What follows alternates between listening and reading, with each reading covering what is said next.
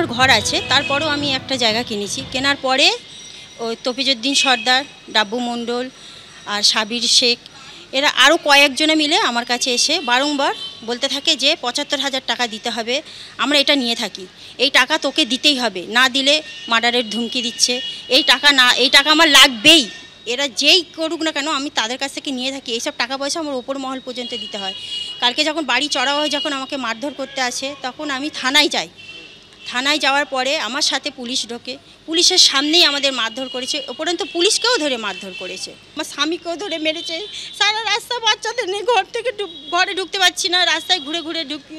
এখনও পর্যন্ত বাড়িতে ফোন করছি, বলছে 11টার মধ্যে সবার বেরিয়ে যেতে হবে, নাহলে বাড়ি ভাঙবো, ঘরে জিনিসপত্র ভাঙবো। এগুলো এখন ওরা। জায়গাটার নাম কি আপনারা যেখানে থাকেন?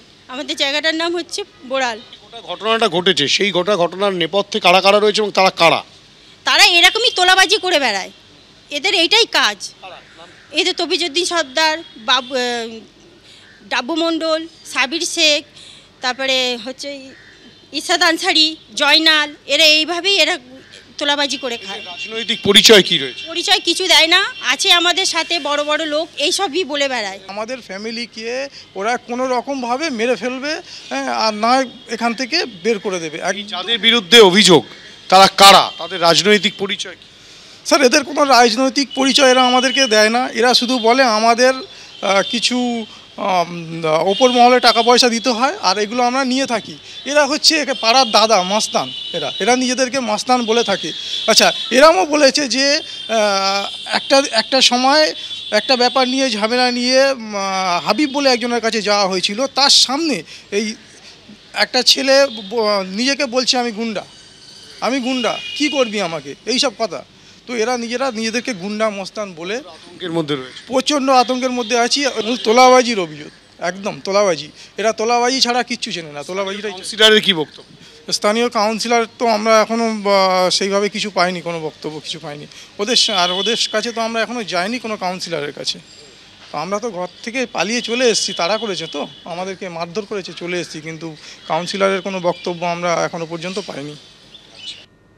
প্রতিনিধি হিন্দল দে আমাদের সঙ্গে সরাসরি রয়েছেন। হিন্দল, অভিযোগকারীদের অভিযোগ আমরা শুনলাম, নিজের জমিতে নিজেরা কাজ করতে পারছেন না, এমনকি মারধর করা হচ্ছে তাদের। গোটা ঘটনায় পুলিশের কি ভূমিকা? একেবারে শুধু মারধর করা হয়েছে তা নয়, সেই 1 তারিখের পর থেকে এখনো পর্যন্ত কিন্তু তারা নিজেদের বাড়িতে পর্যন্ত ঢুকতে পারেননি, প্রাণহানির আশঙ্কা করছেন তারা। এবং এখানে কিন্তু পুলিশের ভূমিকা নিয়ে একটা প্রশ্ন উঠছে, কেননা 3 তারিখ এফআইআর হলো, কিন্তু এখনো পর্যন্ত কাউকে পুলিশ গ্রেফতার বা আটক কিছুই করতে পারলো না। এমনকি এই যে আক্রান্ত পরিবার, তারা এখনো পর্যন্ত নিজেদের বাড়িতে নিজেদের এলাকায় ঢুকতে পারছেন না, কেননা এই দুষ্কৃতীরা তাদের উপরে হামলা করবে, তেমনটাই অভিযোগ করা হচ্ছে। শুধু তাই নয়, তারা তাদের বিরুদ্ধে অভিযোগ উইথড্র করে নেওয়ার জন্য চাপ দিচ্ছে, তেমনটা পুলিশের সামনেই হুমকি দিয়েছে 4 তারিখ, তেমনটাও এই অভিযোগও কিন্তু উঠে আসছে।